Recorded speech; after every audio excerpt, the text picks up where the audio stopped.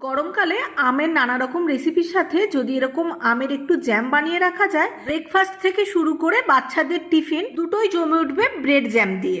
আর ঘরে তৈরি করা কোনো রকম জেলেটিন ছাড়া মাত্র দুটো উপকরণ দিয়ে তৈরি করে সারা বছর সংগ্রহ করা যাবে। ম্যাঙ্গো জ্যাম তৈরি করার জন্য আমি নিয়ে নিয়েছি কাঁচা আম।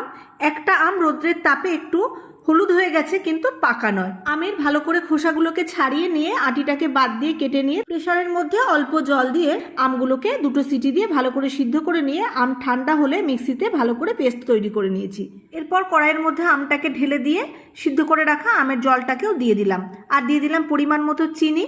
নেড়েচেড়ে ভালো করে মিশিয়ে নিয়ে দিয়ে দিলাম 2 ফোঁটা গ্রিন ফুড কালার। এটা সম্পূর্ণ অপশনাল। আবার একটু নেড়েচেড়ে বেশ ঘন আঠালো হয়ে আসলে এটাকে নামিয়ে নেব। একটা প্লেটের মধ্যে অল্প একটু তুলে নিয়ে একটু দেখে নিতে পারেন এটা ঠিকঠাক হয়েছে কিনা। ঠান্ডা হলে বয়ামে ঢেলে নেব, আর বেশি পরিমাণে বানালে সারা বছর সংরক্ষণ করতে পারবেন।